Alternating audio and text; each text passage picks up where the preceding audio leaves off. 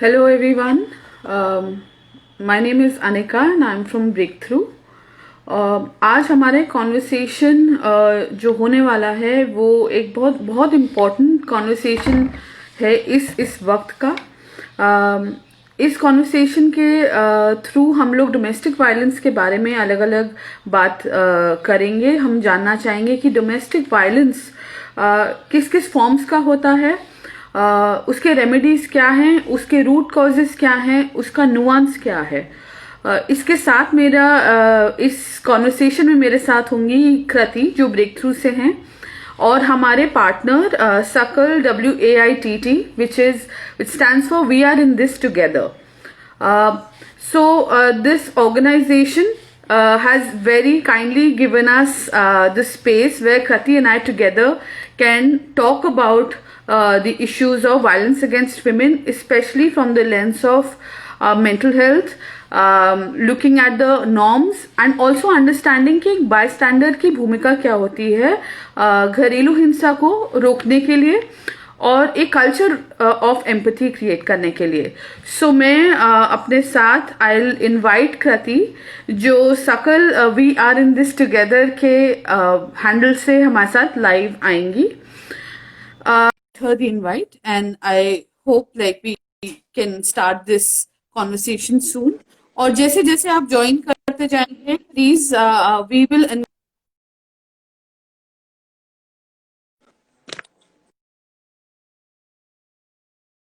आप वो भी हमारे लिए छोड़ सकते हैं और हम बीच बीच में ये क्वेश्चंस को पिक करते रहेंगे. This will be a very conversational, simple chat between two people जो इन इश्यूज पे काम करते हैं. सो वेलकम कृति, को सुन पा रहे हैं? Thank you so much, Anika, and I'm very excited आज के conversation के लिए. And मैं सभी को बताना चाहूँगी अनिका हमारे डिजिटल कंटेंट की हेड लीड है, और मैं और अनिका आज जो अनिका ने आपको बताया कि हम लोग खास तौर पे घरेलू हिंसा और महिला हिंसा के मुद्दे पे उसके क्या कारण है, क्या कॉजेज हैं और किस तरह से हम लोग उसको देख रहे हैं, उसको लेके हम लोग बातचीत करेंगे. तो thank you so much Anika मुझे इनवाइट करने के लिए. वंडरफुल. जैसे कृति ने मेरे को इंट्रोड्यूस किया, so thank you so much Kriti. मैं थोड़ा कृति के बारे में भी बताना चाहूंगी आप सबको जो जो ज्वाइन कर रहे हैं. सो कृति हमारे ब्रेक थ्रू के जो यूपी प्रोग्राम जो है उसकी स्टेट हेड हैं और वो बहुत सालों से करीब 1.5 से जुड़ी हुई हैं हमारे साथ ब्रेक थ्रू में. एंड वो लीड करती हमारा एडोलेसेंट एम्पावरमेंट प्रोग्राम. बट उनका जर्नी काफी लंबा रहा है ब्रेक थ्रू के साथ, जिसमें जैसा उन्होंने कहा अलग अलग specially on violence against women पे उन्होंने काफी ज्यादा ग्राउंड काम किया है. तो it be wonderful to hear a lot from her experience and उनकी लर्निंग से हम भी काफी कुछ सीख सकते हैं. जैसे मैं आपको बताया कि माय गेस्ट टेक ओवर हैं कर रही हैं we are in this together के हैंडल पे. So just a little bit of background on what the organization and what it is really what it stands for and what they do.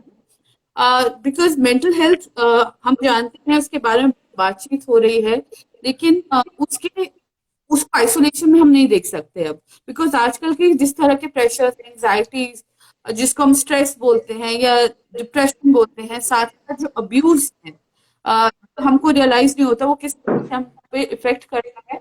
उस पर बहुत dedicatedly इनकी team काम कर रही है. आप जाके इनकी वेबसाइट भी देख सकते हैं विच इज WAITT.in/therapy. और हेल्पलाइन नंबर्स भी हम आपके साथ शेयर करेंगे. So this is a wonderful initiative by the सकल ग्रुप. एंड इसके साथ साथ हम अब आज का अपना कॉन्वर्सेशन स्टार्ट करते हैं. सो आई थिंक लोगों ने जुड़ना शुरू कर दिया कृति.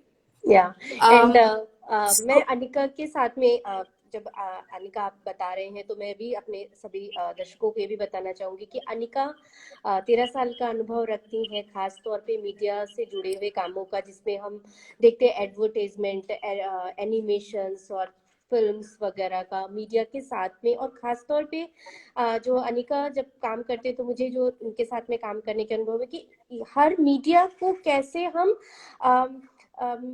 माध्यम बनाते हुए कैसे हम सोशल इश्यूज को उठाएंगे। तो उनकी जो रुचि है, जो 13 साल से उनका जो पूरा अनुभव है मीडिया के साथ काम करने का, और उसको कैसे महिलाओं के मुद्दों के लिए हम लोग इस्तेमाल करेंगे, किस तरह की कंटेंट्स जाएंगे, किस तरह के प्लेटफॉर्म्स का हम लोग इस्तेमाल करेंगे, इस पे काफी रुचि भी रखती हैं और अनुभव भी रखती हैं। और हम सब लोग मिलके साथ में कैसे मीडिया को एक माध्यम बनाएंगे अपनी बातचीत को आगे ले जाने का, तो एक रिच अनुभव रखती हैं 13 साल का इस पूरे प्लेटफॉर्म के साथ में, कि इसको कैसे और सशक्त बनाना है, क्या इसमें आइडियाज आ रहे हैं। तो इस तरह का आप अनुभव रखती हैं अनिका, और समय समय पे इसको कैसे आगे ले जाएंगे आप इसको बहुत अच्छे से लीड भी कर रहे हैं। और आज के जब हम कन्वर्सेशन करेंगे तो शायद हम लोग इन सब प्लेटफॉर्म्स को कैसे इस्तेमाल किया गया है उस पे भी हम जरूर बात करें, तो बहुत ही अच्छा होगा।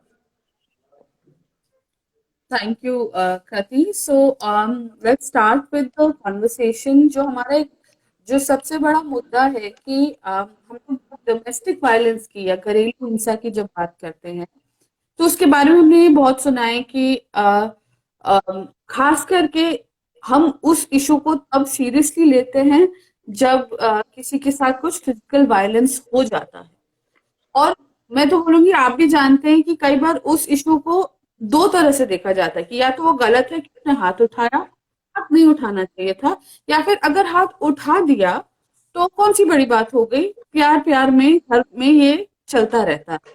लेकिन इसके बारे में कहती है, अगर आप हमें समझाएं कि जो हिंसा के बारे में हम बात कर रहे हैं उसके क्या क्या टाइप्स हैं और उसकी अंडरस्टैंडिंग क्या है करेंटली और एक्चुअल अंडरस्टैंडिंग क्या होनी चाहिए। अनिका, जो हम लोग देख पा रहे हैं कि जब हम हिंसा की बात करते हैं तो लोग केवल मारपीट को ही हिंसा के साथ जोड़ते हैं, जो सबसे सबसे जो सामने निकल के आता है कि अगर किसी ने मारा है तो वो हिंसा है। और जो खास तौर पे महिलाओं के साथ अगर हम हिंसा की बात करते हैं अनिका, तो उसमें बहुत ही क्लियर निकल के आता है कि शादी के बाद अगर इस तरह की चीजें होती हैं तो वो हिंसा के दायरे में आती हैं। हिंसा जो होती है एक लड़की के साथ कैसे जन्म से शुरू होती है, उसको कई बार हम लोग उन उन चीजों स्टेप्स को हम देखते नहीं है। भाई, आपको जन्म लेने से रोका जा रहा है, एक सबसे बड़ी हिंसा वहां पे होती है। दूसरी फिर बात है, अगर आपका इतनी लड़ाइयों के बाद आपने जन्म ले भी लिया तो फिर आपको प्रॉपर टीकाकरण नहीं मिल रहा है, आपको पौष्टिक खाने को नहीं मिल रहा है, आपको खेलने का समान अवसर नहीं मिल रहा है, आपको पढ़ने का समान अवसर नहीं मिल रहा है, आपको बाहर निकलने का समान अवसर नहीं मिल रहा है, आपको अपनी पसंद की चीजें करने का समान अवसर नहीं मिल रहा है, जैसे आपके भाइयों को मिलता है आपके घरों में। तो जो ये हिंसा है, कई बार हम लोग को इसको भी पहचानने की जरूरत है। और ये भी अगर हम घरेलू हिंसा की परिभाषा को देखते हैं, वो ये कहता है कि घर के अंदर होने वाली हिंसा को हम घरेलू हिंसा कहते हैं। उसमें कहीं पे भी इस तरह की परिभाषा नहीं आती है कि ये शादीशुदा घर या आपके ससुराल या मायके। तो जब आप घर के अंदर, वो आपका ससुराल भी हो सकता है, वो आपका मायका भी हो सकता है। तो अगर आपको पढ़ने का अवसर नहीं मिल रहा है, आपको अपने मन से रोजगार का या आपको स्कूल जाने का अवसर नहीं मिल रहा है, तो एक तो यह सीधे से समझ में आता है कि मानसिक हिंसा एक एक प्रकार है। दूसरा प्रकार जो होता है वो होता है आर्थिक हिंसा, जहां पे आपको समान अवसर से आपके ऊपर उस तरह से आपको या तो धन दिया नहीं जाता है आपके हाथ में, या आपके धन के ऊपर कंट्रोल किया जाता है, या चाहे वो पिता हो चाहे वो पति हो, मैं सभी, या भाई हो, क्योंकि जो लड़की अर्जित करती है धन, उस पे उस पे उसका कंट्रोल ना होना, क्योंकि तुम लड़की हो और तुम सही से खर्च करने का डिसीजन नहीं ले सकती हो। या एक बहुत क्लियर निकल के आता है अनिका, कि लड़कियों का अकेला खाता नहीं हो सकता है, उसमें कोई ज्वाइंट होना चाहिए। ये मैंने अपने घरों में भी सुना है कि लड़कियों का खाता अकेला नहीं हो सकता भाई, ज्वाइंट होना चाहिए। और उसमें या तो पिता होगा या भाई होगा, या भाई पिता या पति, ये तीनों में से कोई एक होना जरूरी है। तो ये एक आर्थिक हिंसा। चौथी तीसरी हिंसा जो हम सबके सामने बहुत क्लियरली, जिसको हम सब बहुत आइडेंटिफाई करते हैं, शारीरिक हिंसा, जहाँ पे आपके ऊपर कोई हाथ उठाता है।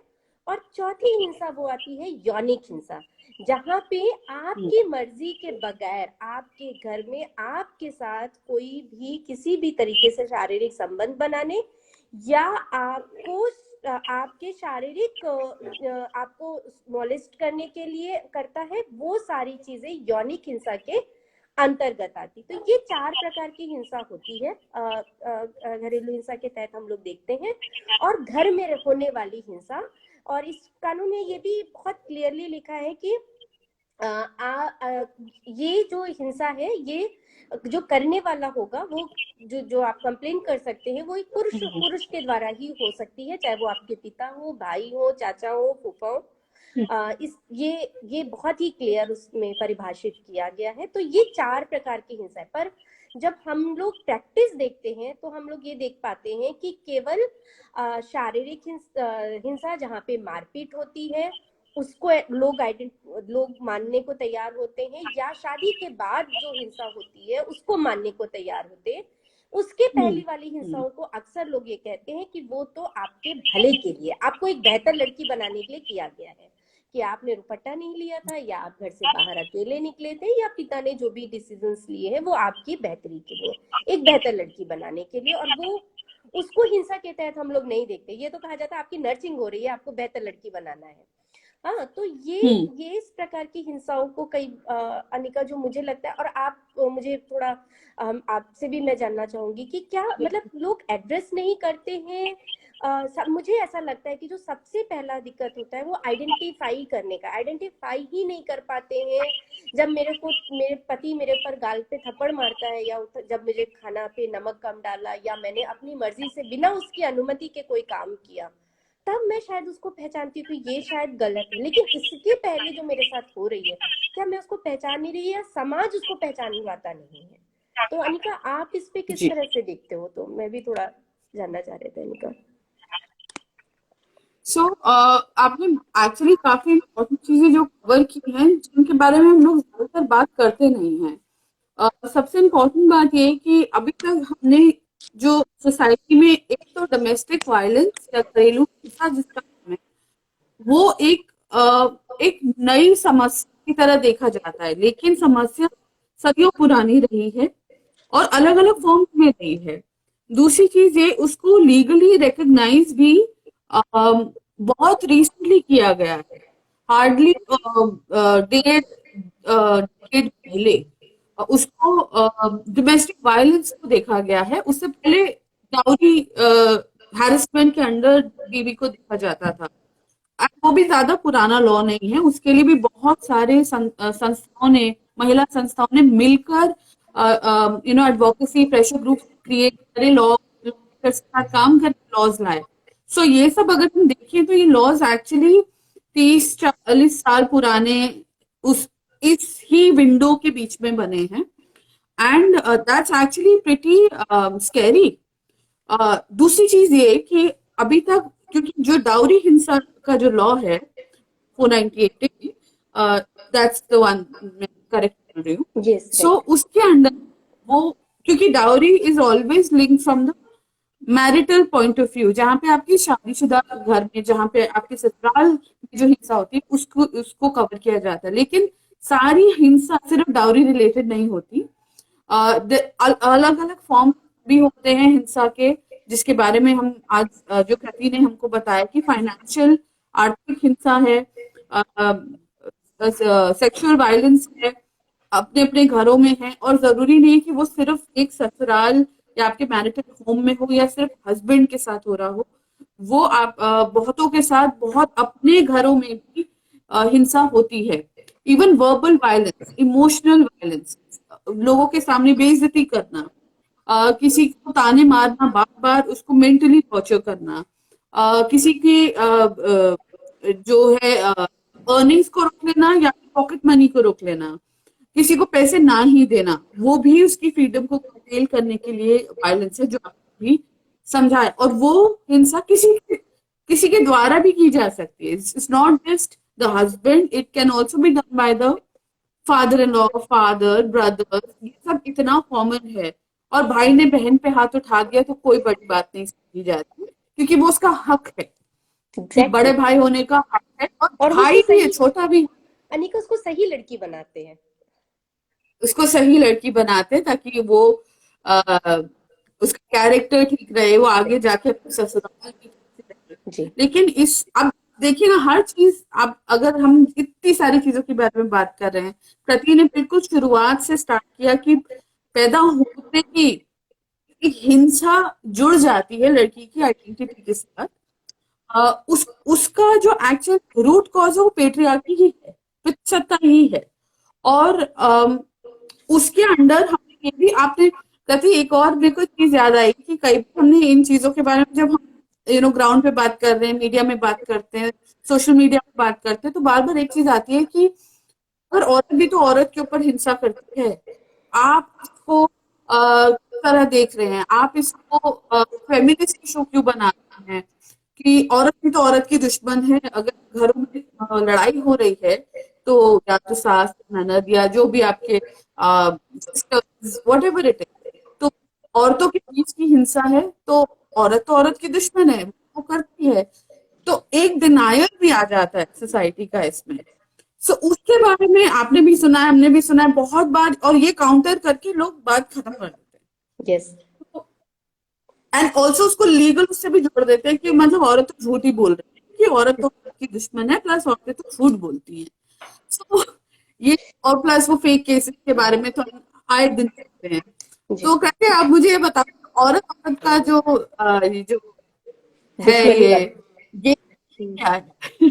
ये बहुत इंटरेस्टिंग है। मतलब जब भी आप अधिकारों के हम लोग बात करते हैं तो सबसे पहला एक बहुत जनरल कोट आएगा कि आप क्या बात करते हैं, औरत ही औरत की तो दुश्मन होती है, सास ही होती है जो कि बहू के लिए दहेज की बात करती है, कोई और तो कोई नहीं बोलता है, नंद ही उसके राइट्स को छीनती है कि वो।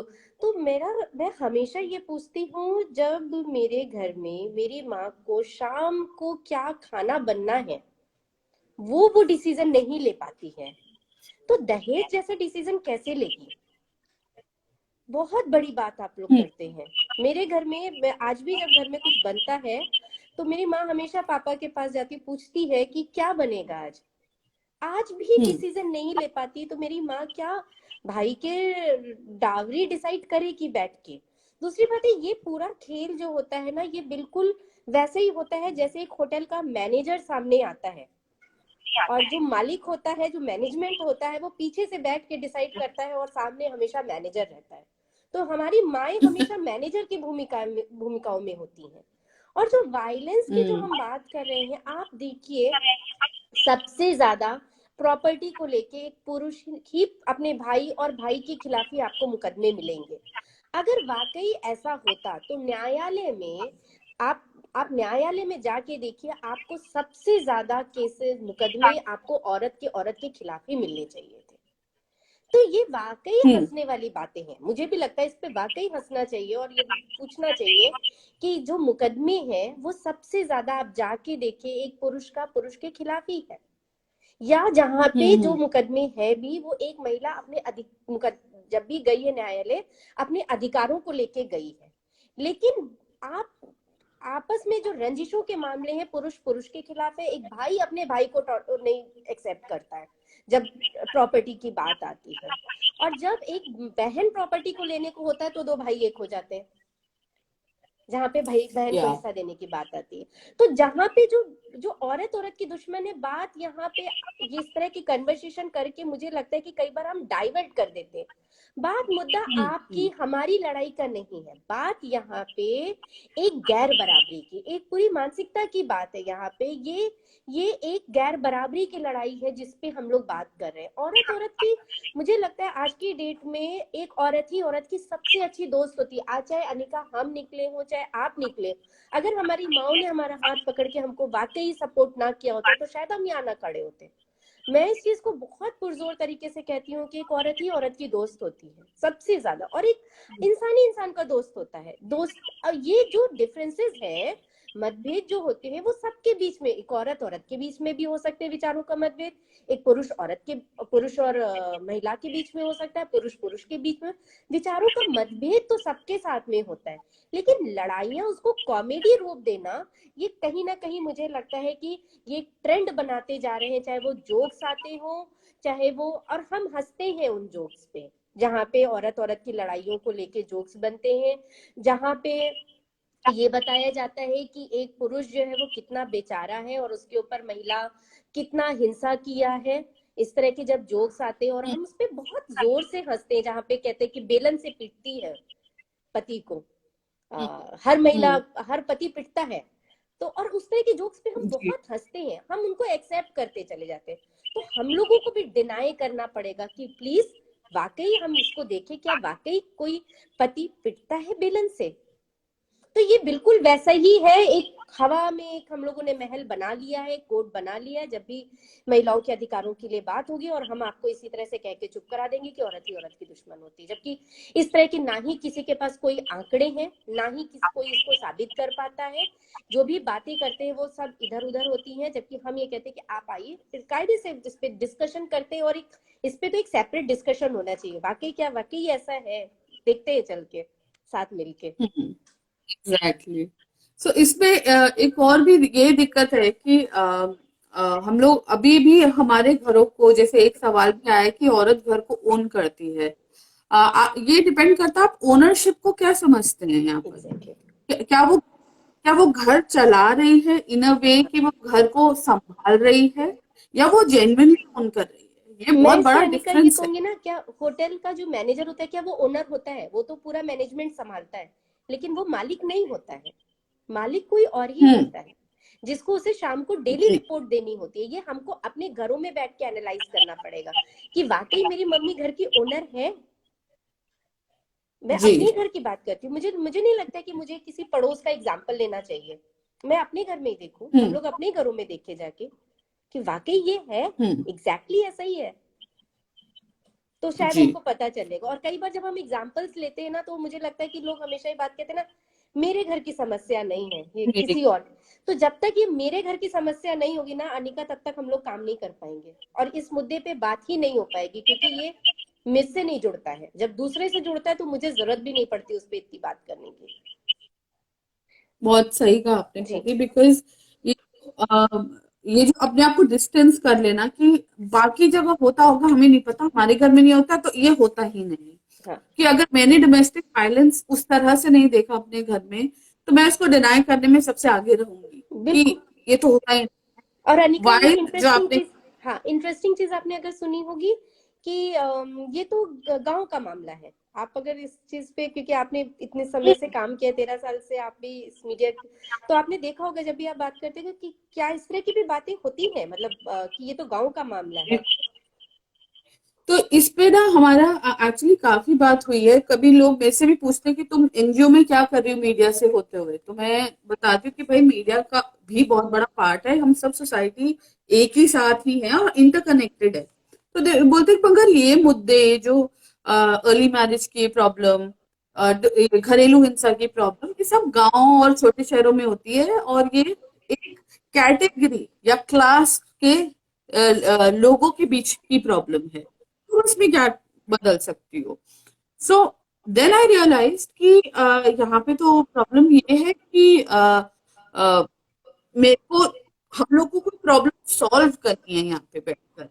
बट द थिंग इज, वो प्रॉब्लम तो मेरे अराउंड है ना, वो तो मेरे दोस्तों के साथ भी हो रही है, वो हमसे बड़े और भी रिच फैमिलीज हो या कोई भी फैमिली हो, वहां भी हो रही है। घरों में हो रही है जहाँ पे अपने घरों में मतलब जो बच्चे अपने माँ बाप के साथ, चाचा ताता सबके साथ, चाची जी के सबके साथ रहते हैं, वहां पे भी हो रही है, जॉइंट फैमिलीज में भी हो रही है। वो प्रॉब्लम आपके हस्बैंड के साथ भी हो, बच्चों के साथ हो रही है, आपके अडल्ट बच्चे आपके साथ रहते हैं वहां भी हो रही है। इट्स इररिस्पेक्टिव, ये प्रॉब्लम हर जगह, लेकिन एक साइलेंस है डोमेस्टिक वायलेंस के लिए।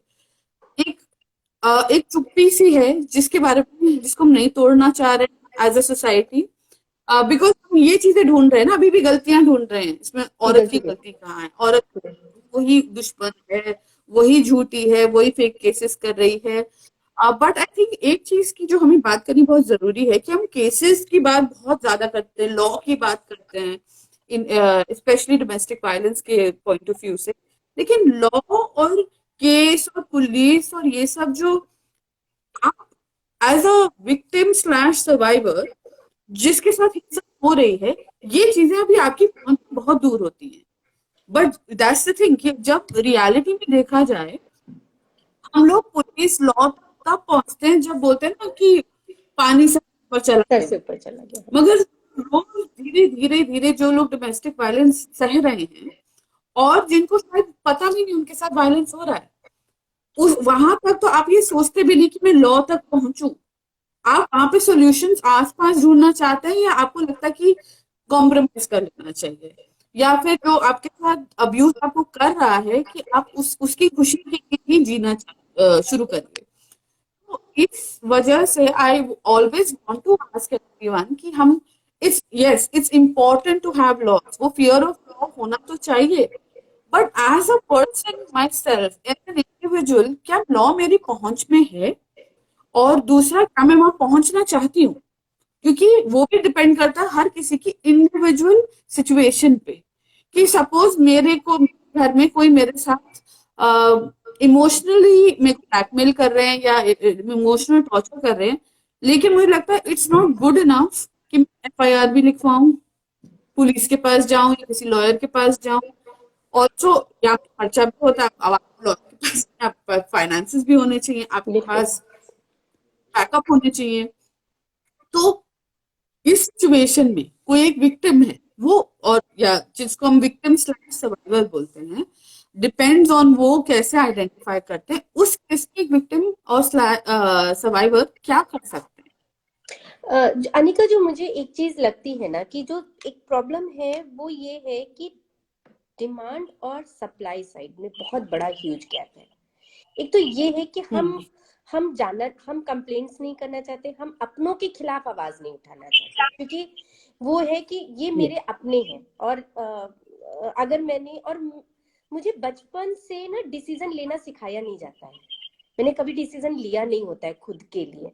तो एक, और ना ही मैं इतनी आत्मनिर्भर होती हूँ कि मैं अपना डिसीजन लेने के बाद अपनी जिंदगी को आराम से आगे कैसे चलाऊंगी, वो एकदम फैक्ट है। क्योंकि आप लड़कियों को इतना अच्छा पढ़ाते नहीं, कोई टेक्निकल नॉलेज देते नहीं है, आप सिर्फ उनको शादी के लिए तैयार करते हो। अगर शादी में कोई दिक्कत आ जाती है ना, ससुराल में उसको रखने को तैयार होता है, अपनी शर्तों पे रखने को तैयार होता है, मायके वाले उसे लेने को तैयार नहीं होते हैं। उसके साथ प्रॉब्लम ये होती है कि वो सर्वाइवल का एक बहुत बड़ा इशू होता है। अब प्रॉब्लम ये है, ये दूसरी तरफ जो रिस्पांस रिस्पांस मैकेनिज्म की प्रॉब्लम है, सिस्टम की प्रॉब्लम है। कानून बहुत खूबसूरत है, वो अगर आप उसको हम्म। देखेंगे, उसको पढ़ेंगे तो उसमें बहुत सारी चीजें, लेकिन उसका ग्राउंड इम्प्लीमेंटेशन बहुत बुरा है। ठीक है, आप आज भी हम्म। अगर आप जाएंगे थाने पे और ये कहेंगे मुझे एफआईआर नहीं डीआईआर लिखवानी है, तो आपको बहुत हैरत से देखेंगे कि ये डीआईआर क्या होती है। इसमें प्रावधान है हम्म। डोमेस्टिक इंसिडेंट रिपोर्ट जिसको कहते हैं, वो लिखवाने का प्रावधान है। तो आपको बहुत हैरानी से देखेंगे कि ये क्या बात हो रही है। और दूसरी बात है, सिस्टम को, इस कानून को नीचे तक लाने के लिए जो पूरी फुल पावर फोर्स चाहिए है, वो है नहीं। ठीक है, और हम्म। हमको सिस्टम पे यकीन नहीं, सिस्टम को खुद पे भी यकीन नहीं है, क्योंकि सिस्टम भी बहुत आइसोलेटेड इस समय कई बार हो जाता है कि अगर महिला अपने घर छोड़ के आ रही तो वो रखेगी कहाँ, क्या वो उसके पास इनफ शेल्टर होम्स है जहाँ पे वो महिलाओं को शेल्टर देगी, तो फिर वो क्या करेगी। इस तरह की सिचुएशंस हम लोग, क्योंकि गवर्नमेंट्स के साथ भी जब काम कर रहे हैं तो उनके भी चैलेंजेस देख रहे हैं। तो मुझे कई बार ये लगता है कि डिमांड और सप्लाई साइड पे जो बीच का गैप है ना, दोनों अलग अलग है। हम जब तक उसको कम नहीं करेंगे तब तक ये प्रॉब्लम बनी रहेगी। एक मैं बहुत यकीन के साथ में अनिका थाने की या जो हमारे सर्विस प्रोवाइडर्स हैं, चाहे वो 181 हो चाहे 1090 जो भी हमारे सर्विस या हम डायल 100 है, हम बहुत कॉन्फिडेंस के साथ जीना नहीं चढ़ पाते, क्योंकि हमें पता है हम अगर यहाँ जाएंगे तो सबसे पहले हमारा ही असेसिनेशन होगा कि आप क्यों आए हो, आप कैसी औरत हो जो पति के खिलाफ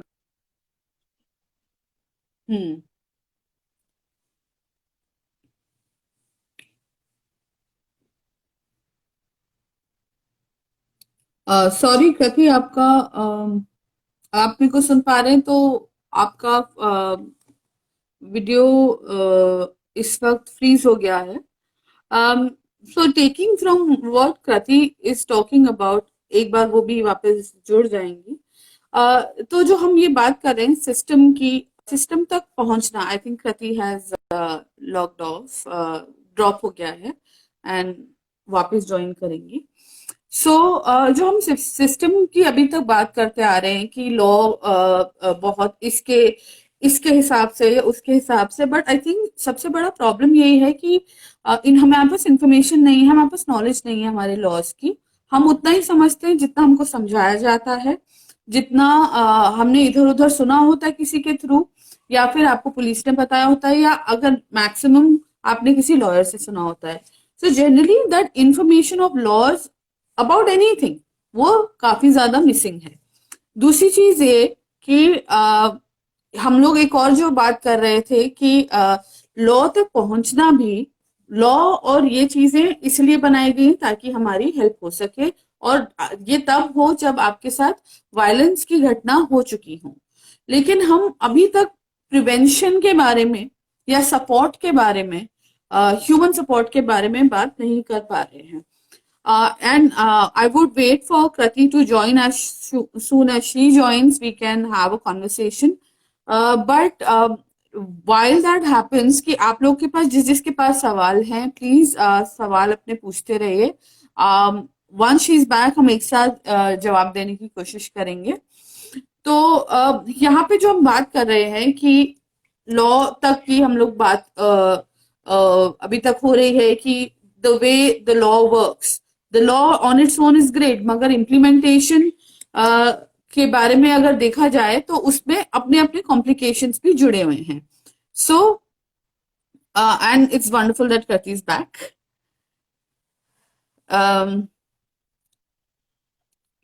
So I think I will move to my next question as well. Yes, welcome back, Krati. Yeah, sorry, disconnect हो गई थी मैं। Yeah. So I think I would also want us to, because just interest of time के हिसाब से, I think because हम लोग already एक survivor, एक victim की बात कर रहे हैं यहाँ पर, however they want to identify, तो हमारे पास हम लोग को ना बहुत सारी चीजें सुनने को मिलती हैं। A lot of it is very victim blaming, कि उसी की गलती है, उसी ने कुछ किया होगा। दूसरा ये कि हम लोग ना जस्टिफिकेशन ढूंढते हैं कि किसी के साथ कुछ हो रहा है तो क्यों हो रहा है।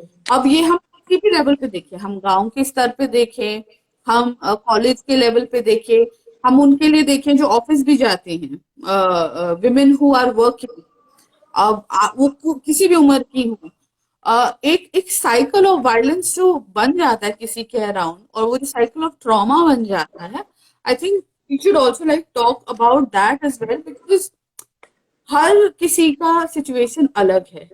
हम लोग ये जो कंपैरिजन करते हैं, एक तो मर्द औरत के बीच में, एक्सेस दोनों का अलग है, दोनों का जेंडर प्रिविलेज अलग है। दूसरा ये कि जो हम लोग कंपैरिजन करते हैं सर्वाइवर और परपेट्रेटर, जो हिंसा कर रहा है और जिस पे हो रही है उस पे भी कंपैरिजन करते हैं। So that's also something that we need to break. And thirdly we need to break this idea कि सारी चीज सिर्फ लॉ सॉल्व करेगा और हम एज ए सोसाइटी से देखते रहेंगे, बिकॉज वहां पे हमारा बाय स्टैंडर्ड होने का, एक सोसाइटी का पार्ट होने का रोल आता है। So if we want to and then there are little things, आपने भी सुना है, मैंने भी सुना है, ग्राउंड पे भी हमने कितनी बार सुना है कि even between a girlfriend boyfriend अगर किसी की लड़ाई हो गई या किसी ने थप्पड़ मार दिया तो ना वो तो ड्रंक था, वो भी एक बहाना बन जाता है. So if we want to like go like each of these very quickly, if we can do it, it'll be wonderful, Krati. So Because the thing is ये मुद्दा बहुत बड़ा है और या बहुत कॉम्प्लेक्स है, but इसकी nuances I think understand करने काफी जरूरी है. बिल्कुल. तो या तो अनिका, मुझे जो आप बात कर रहे हो बाय स्टैंडर्ड की, मैं इसमें भूमिकाओं को बहुत अहम देखती हूँ, क्योंकि हर किसी एक महिला के पीछे एक पुलिस नहीं चल सकती है या एक सिस्टम पूरा नहीं चल सकता, लेकिन सिस्टम का ट्रस्ट चल सकता है. कम्युनिटी के लोग जो सबसे पहले घटना होते हुए देखते हैं वो ये होते हैं, लोग होते हैं. और लोगों की चुप्पी जो होती है वो हिंसा करने वालों का मनोबल बढ़ाती है. मैं एक चीज और भी कहती हूँ कि अगर हो सकता है कि मैं उससे सहमत ना हूं उस हिंसा से, लेकिन अगर मैं कुछ नहीं बोलती हूँ तो इसका मतलब है मेरी चुप्पी भी उसकी सहमति है कि उसके साथ जो हो रहा है वो बिल्कुल जायज है.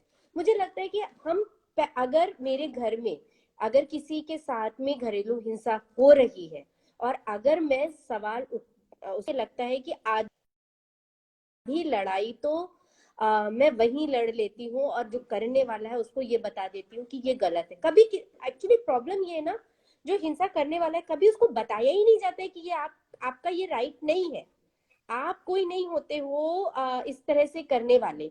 तो जब उसको बता नहीं तो उसको लगता है कि ये सब सही है, मेरे को कोई रोक नहीं है, बोल नहीं रहा है, सब चीज सही है. तो सबसे पहला स्टेप ये है, एज अ बाय स्टैंडर्ड आपको इंटरवीन करना है, आपको बोलना है, और हम वहीं पे आधी लड़ाइयों को और हम फौरी राहत भी दे सकते हैं. हमारा ब्रेक थ्रू का अनिका एक कैंपेन रहा है, बल बजाओ कैंपेन, जो कि बहुत खूबसूरत कैंपेन था, जिसमें हम लोग ने देखा भी था. और ये ब्रेक थ्रू भी ये मानता है कि हर पुरुष हिंसक नहीं होता है, लेकिन हर पुरुष हिंसा के खिलाफ भी नहीं बोलता है. तो जब तक ये लड़ाई हमारी लड़ाई नहीं बनेगी एज अ बाय स्टैंडर्ड, तब तक हम बोलेंगे नहीं. और बाय स्टैंडर्ड बनने के लिए, हमें इंटरवीन करने के लिए, हमें ये देखना पड़ेगा ये हमारी लड़ाई है. हर किसी महिला के साथ अगर आपको रास्ते चलते या घर के अंदर कहीं पे, चाहे वो मेरी भाभी हो, माँ हो, बुआ हो, बहन हो, कोई भी हो, या मेरी भाभी हो, उसके साथ अगर गलत हो रहा है, गलत के खिलाफ आपको आवाज उठानी पड़ेगी. और हम आधी लड़ाई वहीं जीत जाते हैं. आगे के स्टेप्स कई बार हमको हो सकता है लेने की जरूरत ही ना पड़े, वहां तक हमारा मामला ही ना पहुंचे. मैं ये नहीं कह रही उसको सेटलमेंट करने की बात नहीं, गलत को गलत कहने कहा जाए और उसको वहीं पे उसको राइट किया जाए, करेक्ट किया जाए. तो मुझे लगता है कि वो एक सबसे बड़ा रास्ता होगा हिंसा को रोकने का. दूसरा जो मुझे ये लगता है कि जो ये जस्टिफिकेशन है इनको दरकिनार किया जाए, क्योंकि वो ड्रंक था, क्योंकि वो ऑफिस से थका हुआ आया था, तुमने सही समय नहीं चुना था उससे बात करने का, पापा बहुत थके हुए थे, तुम्हारा समय गलत था इसलिए उन्होंने ऐसा बोल दिया, वो दिल के बुरे नहीं है, वो ऐसे नहीं बुरे. तो मुझे ये जस्टिफिकेशन, हम as a society, as a by standard, हमको इस तरह की जस्टिफिकेशन को अनएक्सेप्टेबल बनाना होगा. ये एक्सेप्टेबल नहीं है क्योंकि उसने सब्जी में नमक कम डाला था, क्योंकि उसने बच्चे की पॉटी नहीं साफ की थी, इसलिए मैंने उसको इस तरह से बोला, ये तो उसका काम है ना. तो ये सारी चीजें कि ये तेरा काम, ये मेरा काम, जब तक हमारा काम नहीं बनेगा ना तब तक ये प्रॉब्लम होती रहेगी. और मुझे लगता है कि इसमें जो सबसे बड़ा है ना, कि वर्क घर के काम का डिस्ट्रीब्यूशन, इक्वल डिस्ट्रीब्यूशन जब तक नहीं होगा, इस तरह की चीजें होती रहेंगी. तो मुझे लगता है कि इसमें अगर अनिका बात करें ना, बहुत सारी चीजें जुड़ती हैं. इक्वल वर्क डिस्ट्रीब्यूशन का ना होना, किसी को ज्यादा अधिकारों के साथ जीवन जीने देना, किसी के उसके अधिकारों के ऊपर बैठ जाना, किसी को उसका स्वामी बना लेना, ये सारे कारण होते हैं. तो ये एक जस्टिफिकेशन को कम करना पड़ेगा. तीसरा है हमारे जो रिस्पॉन्स मैकेनिज्म है, उनको अकाउंटेबिलिटी लेने के लिए बोलना पड़ेगा. लोग आपको अकाउंटेबिलिटी, आप स्टेट में बैठे हो इसके लिए कि आपको ये अकाउंटेबिलिटी लेना है कि महिलाओं को कैसे हम, के घरों को कैसे हम उनके अंदर वो, अगर वो अपने अधिकार को मांगने के लिए हमारे दरवाजे पे आए, तो आप उस समय ये ना पूछे कि कारण क्या था, उसने मारा क्यों. हमको ये देखना पड़ेगा कि उसने मारा क्यों नहीं, मारा ये गलत है, ये एक अपराध की श्रेणी में आता है, इसके तहत मामला देखना पड़े चाहिए, ना कि ये देखना चाहिए कि उसने मारा क्यों. किन परिस्थितियों हम्म। में मारा। जब हम परिस्थितियों को जस्टिफाइड करने बैठते हैं तो चीजें वहीं पे गड़बड़ होती हैं। तो कई लेवल पे एज अ बाई स्टैंड, एक तो मुझे खुद बोलना पड़ेगा Anika, as hmm. As a survivor, अगर मैं हिंसा के साथ जीवन जी रही हूँ तो मुझे खुद भी बोलना पड़ेगा। अगर मैं खुद नहीं बोलूंगी ना तो मेरी आवाज बनने के लिए लोग कम आएंगे। एक तो मुझे खुद बोलना पड़ेगा। तीसरा, एज अ बाय स्टैंडर्ड मुझे भी ये तय करना पड़ेगा कि मैं ये आज से तय करती हूँ या करता हूँ कि मेरे सामने अगर कोई गैर बराबरी या हिंसा हो रही है तो मैं चुप नहीं बैठूंगा, लेकिन मैं अपनी सुरक्षा को भी ध्यान में रखूंगा। कई बार हम अपने को भी असुरक्षित ना कर ले हम्म। एज अ बाय स्टैंडर्ड, वो भी बहुत महत्वपूर्ण होता है। सिचुएशंस को देखें, बहुत सारे सर्विस प्रोवाइडर्स के नंबर्स आपके शहर में होते हैं, आप लोगों को पता होते हैं, आप उनका सहारा लीजिए, लेकिन बोलिए जरूर, ताकि आपको ये लगे कि हाँ आज मैंने अपने वैल्यूज के लिए, खुद के लिए भी स्टैंड लिया और दूसरे के लिए भी लिया।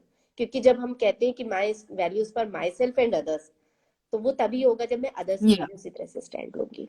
यानी का बिल्कुल, बहुत इम्पोर्टेंट पॉइंट्स आपने शेयर किए हैं कृति। क्योंकि एक और जो चीज बार बार आती है कि आपने वही बोला कि बाय स्टैंडर को अपना सेफ्टी भी देखना पड़ता है। कई बार एक बाय स्टैंडर क्या है, जो जिसको पता है कि वायलेंस हो रही है, जिसको सुनाई दे रही है, जिसको दिखाई दे रही है, या ऑनलाइन उसको पता चला है। अब वो बाय स्टैंडर घर में भी हो सकता है, वो पड़ोसी भी हो सकता है, सड़क पे चलता है एक अनजान स्ट्रेंजर भी हो सकता है, आप उसके दोस्त हो सकते हैं, आप उसके काउंसलर, टीचर, एम्प्लॉयर, आप उसके कॉलीग, कोई भी हो सकते हैं। Any one is a by standard, right. लेकिन कई बार क्या होता है, लोग ये सोचते हैं कि मेरी जगह नहीं है बोलने की, वो उनके घर का मामला है, या फिर ये मेरी जगह नहीं है क्योंकि मेरे पे असर उल्टा पड़ जाएगा। तो उस वजह से हम लोग अभी एक और चीज पे काम कर रहे हैं, जो है दखल दो, जो कैंपेन हम बहुत जल्दी लेकर भी आ रहे हैं। लखनऊ में और यूपी में वो कैंपेन ऑलरेडी चल रहा है। तो उसका पॉइंट यही आता है कि दखल देने का या इंटरवीन करने का तरीका सिर्फ एक नहीं होता। आप सिर्फ सुन भी सकते हैं, और सबसे इम्पोर्टेंट ये है कि जो आपके जिसके साथ हिंसा हो रही है, उसकी मर्जी तो जाने कि वो क्या चाहती हैं। अगर वो नहीं चाहती कि पुलिस के पास जाना और आप उसको जबरदस्ती ले गए, उससे डबल हिंसा होने लग जाएगी, राइट। बट आप उस क्या कर सकते हैं, आप सुने। सबसे पहले बायस्टैंडर का काम ये है, और एक्शन लेने के लिए रेडी भी रहें।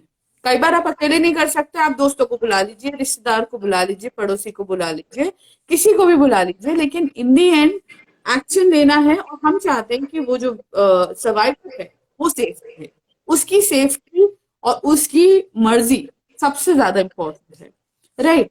दूसरा चीज ये कि किसी ने अभी पूछा भी है कि साइकोलॉजिकल हैरेसमेंट कैसे कैसे डील करें।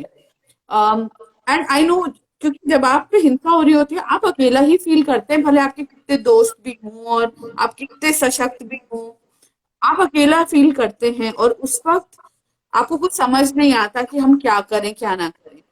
तो सब, आई थिंक मोर देन जिसके साथ हो रहा है, उससे ज्यादा रिस्पॉन्सिबिलिटी सब लोग की। जैसे आपने बोला कि हम भी आइडेंटिफाई करें कि अगर कोई शांत हो गया है, तो हम थोड़ा समझने की कोशिश करें कि यार ये तो उसका नेचर नहीं है, लेकिन वो शांत हो गई सडनली, या फिर वो ऑफिस आना बंद कर दिया है, या उसने बात करनी बंद कर दी है, या फिर वो हर चीज टाल रही है। तो उसके बिहेवियर में चेंज जो है, as a bye standard we also need to see कि क्या कोई किसी मुसीबत में तो नहीं, रादर देन सेइंग कि अरे ये तो तेरे दिमाग का वो है, उसको डिसमिस करने से बेटर आप उससे बात करें, सुने। तो एक एक क्या बोलते हैं, एक कम्युनिटी क्रिएट करें, वो सबसे ज्यादा इम्पोर्टेंट है। दूसरा, ये जिसके साथ हो रहा है उसके लिए बहुत सारी गाइडलाइंस ऑलरेडी दी गई हैं, हेल्पलाइन नंबर्स हैं। आप किसी अपने दोस्त से या अपनी पेरेंट्स से, किसी जिसको भी आप ट्रस्ट करते हैं, आप उनको रीच आउट करिए। और तीसरा ये है कि जहाँ पे मेंटल हेल्थ के चैलेंज आते हैं, वहां पर हमारे जो पार्टनर्स हैं at we are in this together, उनके जैसे ऑर्गेनाइजेशन, उनके जैसे इनिशिएटिव्स आर प्रोवाइडिंग काउंसलिंग, और उनके हेल्पलाइन नंबर्स भी हैं।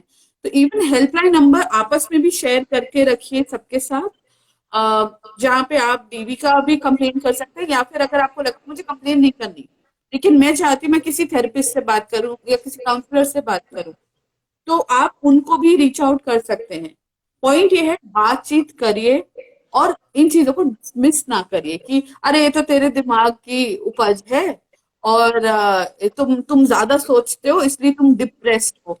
इस तरह की बातें बोलना बहुत डेंजरस होता है किसी के लिए जो जो ऑलरेडी बहुत कुछ फेस कर रहा है। So rather than that we approach them with empathy. And I think the last point, like we've covered a lot of things, Kathy. Do you think we will be able to create a violence-free society? And अगर आपको लगता है हाँ, तो what will be your parting thoughts about it? सो बिल्कुल वो मुमकिन है, मुझे ऐसा लगता है, बैलेंस फ्री सोसाइटी। और ये हमेशा मुझे लगता है ना कि ये तभी हो पाएगा जब ये हमारी लड़ाई बनेगी। तो मुझे हमेशा इस बात की चिंता रहती है और इस चीज के लिए मैं हमेशा पुरजोर तरह से कोशिश करती हूँ कि ये हमारी लड़ाई बने, ये केवल मेरी लड़ाई ना बने। और ये मुमकिन तभी हो सकता है कि जब हम सब साथ आएंगे और ये कहेंगे कि ये औरत मर्द की लड़ाई इसको ना बनाए। एक्चुअली औरत मर्द की लड़ाई नहीं है ना, ये पूरी गैर बराबरी की लड़ाई है निका। और मैं सभी जितने लोग भी देख रहे हैं इंस्टा, हम सबको ये कहना पड़ेगा ना कि ये गैर बराबरी की लड़ाई है। ये इक्वल डिस्ट्रीब्यूशन जो हुए हैं, जो किन्हीं कारणोंवश हुए हैं, और किसी के पास अधिकारों का की जो एक पूरी माला होती है उसकी कुछ मोती ही है किसी के पास। तो जब तक सबके पास सबके अधिकारों की पूरी माला ना पहुंच जाए, और वो पॉसिबल है वो तभी तक जब सब कोशिश करेंगे, एफर्ट करेंगे। और मुझे लगता है कि इसको हमारी लड़ाई बनानी जरूरी है। और जो आप कैंपेन के बारे में बात कर रही हैं, और जब तक हम दखल नहीं देंगे इस व्यक्तिगत मामले को, जब तक हम सामाजिक कुरीति के तहत नहीं देखेंगे, तब तक ये नहीं पॉसिबल है। तो इसको ये पॉसिबल करने के लिए इसको एक हमें सामाजिक बुराई के तहत देखना पड़ेगा। ये किसी का हिंसा किसी का व्यक्तिगत मामला नहीं हो सकता है, ये मानना पड़ेगा। और दखल देना जरूरी है। और जो ये कई बार हम ये कहते हैं ना कि 4 लोग क्या कहेंगे, तो उन 4 लोगों को हमें छोड़ना होगा। उन 4 लोगों के बारे में हमें कभी नहीं, वो 4 लोग मैं भी हो सकती हूँ, अनिका तुम दूसरी हो सकती हो, हमारे साथी तीसरे हो सकते हैं, दूसरे साथी चौथे हो सकते हैं। तो हमें भी पूरी जिम्मेदारी के साथ, अगर कोई जो आप बात कह रहे हैं, हमको बहुत जिम्मेदारी के साथ जो जो जो हिंसा के साथ जीवन जी रही उसके बारे में सुनना होगा। उसमें कोई अपना फ्लेवर नहीं डालना होगा कई बार। और हम वही 4 लोग कई बार हम भी उन भूमिकाओं में आ जाते हैं। तो हमें खुद से भी जिम्मेदारी लेनी होगी कि हम कभी भी अपने जस्टिफिकेशंस को बीच में नहीं डालेंगे। सबकी लाइफ है, सब अपना डिसीजंस लें, हम हर किसी के डिसीजंस को रिस्पेक्टफुली देखेंगे, ये भी हमको तय करना है। और इसको एक लड़ाई माननी है, सबकी लड़ाई माननी है, तो ये पॉसिबल है।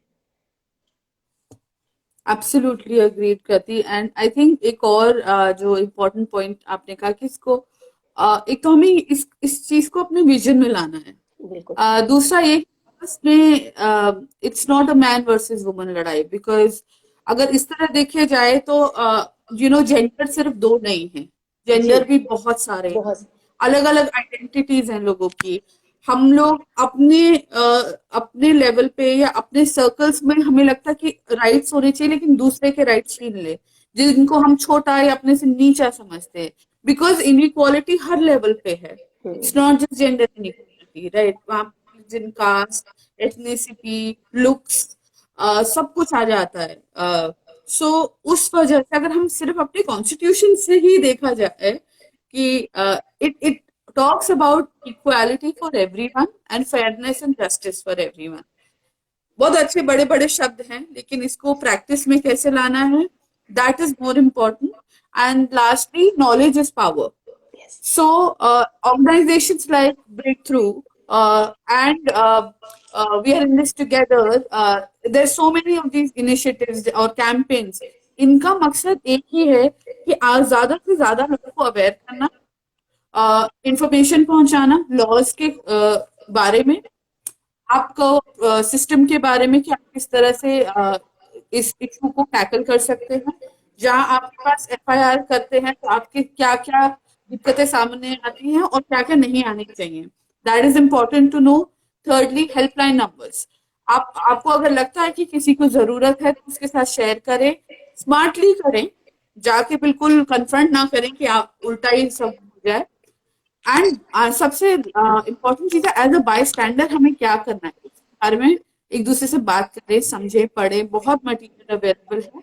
एंड मेंटल हेल्थ उसको मजाक में मत लें, किसी को किसी के लिव्ड ट्रॉमा को नीचे ना दबाएं, ना उसको नीचा दिखाने की कोशिश करें, क्योंकि तुम संभाल नहीं पाए, मैंने संभाल लिया, मैं तो निकल आई, तुम नहीं निकल पाए, ये भी एक बहुत is another form of violence जो आप ऐड कर रहे हैं। So if we start keeping this in mind, like I said, knowledge is power, empathy is important. Empathy के बिना हम वो वायलेंस फ्री वर्ल्ड तो नहीं बना सकते। And like what you said, ये मेरा भी मामला है, ये बहुत जरूरी है इस तरह से इसको देखना।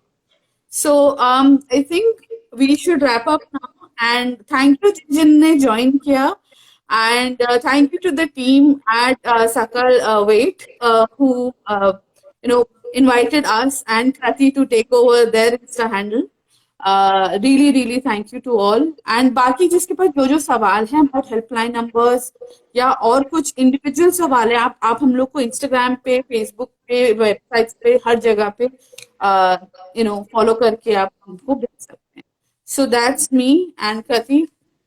Thank you so much. सब मैं सकल की टीम को बहुत बहुत धन्यवाद देती हूँ, क्योंकि आज बहुत अच्छा डिस्कशन था, और अनिका और मैं इसके अलावा भी हम लोग ऐसे भी जब भी बात करते तो हम लोग की बातचीत ही इन्हीं मुद्दों, हमेशा इसी पे ही हम सब बात करते हैं। और आज इंस्टाग्राम लाइव पे आके भी कुछ सवाल को भी मैं देख रही थी, पढ़ रही थी, और लोगों ने बहुत अप्रिशिएट भी किया। उससे ये लगता है कि वाकई लोग भी बहुत मुद्दे के प्रति कमिटेड हैं, जो लोग कमेंट्स भी कर रहे हैं, जो सुन रहे हैं। और हम लोग कुछ वायलेंस फ्री दुनिया बनाने का हमारा जो सपना है, वो सपना नहीं, वाकई हकीकत है, मैं इसको मानती हूँ। तो अनिका, हम सब मिलेंगे और डेफिनेटली ये वायलेंस फ्री दुनिया बनेगी, discrimination free. Yes, discrimination is a form of violence. जब तक हम ये समझेंगे, काम नहीं कर पाएंगे। जी बिल्कुल। Again thank you, we are logging off, and हम वीडियो शेयर कर देंगे। And please reach out to us अपने सवाल और क्वेरीज के साथ। Thank you. Thank you.